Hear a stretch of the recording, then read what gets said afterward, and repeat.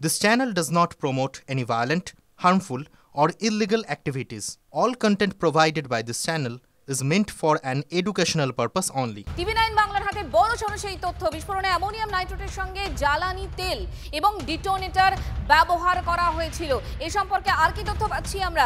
শান্ত ভট্টাচার্য আমাদের সঙ্গে রয়েছেন। শান্ত,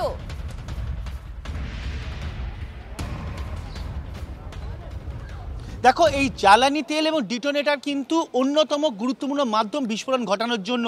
আর এই যে অ্যামোনিয়াম নাইট্রেট, এই অ্যামোনিয়াম নাইট্রেট কিন্তু যে পরিমাণ রাখা ছিল মূলত উমর নবীর কাছে, কিন্তু যেটুকু রাখা ছিল পুরোটাই বিস্ফোরণ ঘটানো হয়েছে। কারণ সে জানতো সে ধরা পড়লে তাকে তার মাধ্যমে আর পুরো নেটওয়ার্কে খোঁজ পেয়ে যাবে।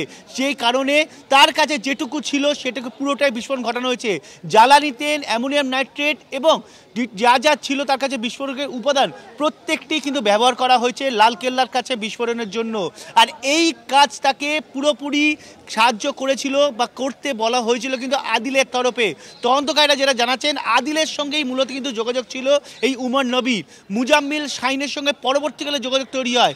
আদিলের সঙ্গে অনন্তনাগে থাকার সময় এই উমর নবীর যোগাযোগ তৈরি হয়। উমর নবী কিন্তু যখন আদিল গ্রেপ্তার হয়, উমর নবী আর থাকিনি। উমর নবী পালিয়ে আসে সাহারানপুর থেকে পালিয়ে বদরপুর সীমান্ত হয়ে এই দিল্লিতে ঢুকেছিল। এবং ওকে কিন্তু যে নির্দেশ দিয়েছিল, আমি তোমাকে আগেও যেটা বললাম, এদের মাথার ওপর এই 4 জন ডাক্তার যেটা বলা হচ্ছে তাদের মাথার ওপর আরও একজন রয়েছে। তার খোঁজই এখন মূলত চলে তদন্তকারীদের কাছে। সে দিল্লিতে আছে নাকি ফরিদাবাদ আছে নাকি জম্মু কাশ্মীর থেকে পুরো এই মডিউল ট্রেনটা চালাচ্ছে। এই 4 জনের খবর আমরা এখন পাচ্ছি। শুধু কি এই 4 জন, নাকি এই নেটওয়ার্কে আরো এরকম অনেক সাজানো fake quote and quote doctor থাকতেই তো পারে, তাই নয় কি?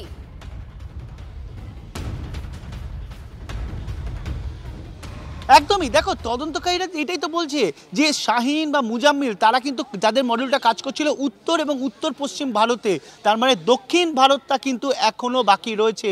অর্থাৎ দক্ষিণ ভারতেও কিন্তু নিজেদের মডিউলটা তৈরি করেছে, এটা কিন্তু নিশ্চিত। আর সেটাই মূলত জেরায় জানার চেষ্টা করছে দক্ষিণ ভারতে মডিউলের মূল শিকড়টা কোথায়, কেরল, কর্ণাটক, ব্যাঙ্গালোর নাকি এই তামিলনাড়ু, এই অংশে তারা তৈরি করেছে। এইটাই কিন্তু জানার চেষ্টা করছে। দেখো, পূর্ব ভারত থেকেও বেশি স্পর্শকাতর কিন্তু এখন দক্ষিণ ভারতের মডিউল তৈরি, এবং উত্তর পশ্চিম ভারতে এই মডিউলের মাথা আদৌ লুকিয়ে আছে কিনা সেটাই দেখার।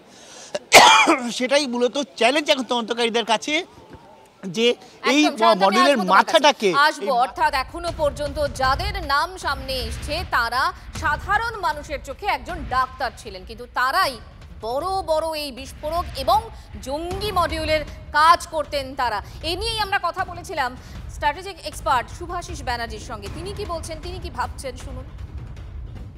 এদের ডাক্তারটা হচ্ছে একটা professional identity, but they are brain wash professional terrorist.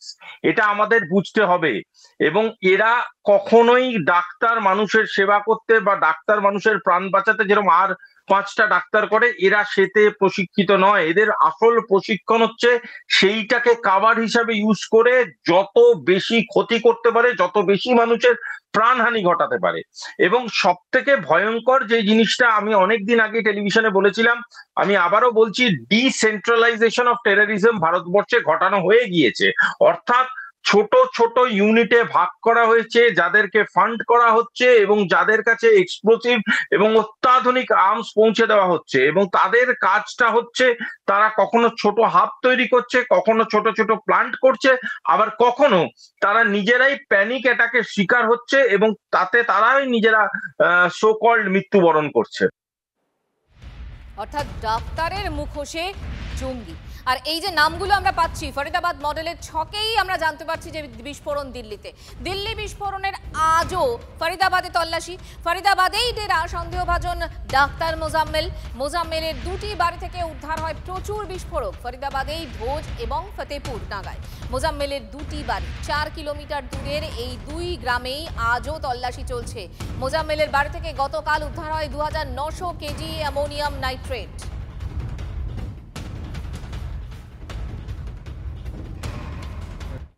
Doctor साहब को एलिगेशंस लगा रहे हैं, ये इसके साथ इसको सामान रिकवरी हो रही है कुछ।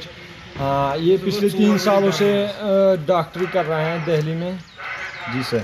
क्या सुनने में आया आपको, क्या लग रहा है आपको, क्या सर बताइए? ये लोग मुलाकात भी नहीं दे रहे हैं, किसी से मिलने भी नहीं दे रहे हैं। हमें 4 साल, ये 1 साल में 2 बार आता है घर में। पिछली बार ये आया था, उस टाइम हमारी पापा की सर्जरी थी, 4थी सर्जरी थी पापा की। जी सर। तो डॉक्टर साहब की शादी हुई अभी या नहीं हुई? नहीं सर, वो अनमैरिड है।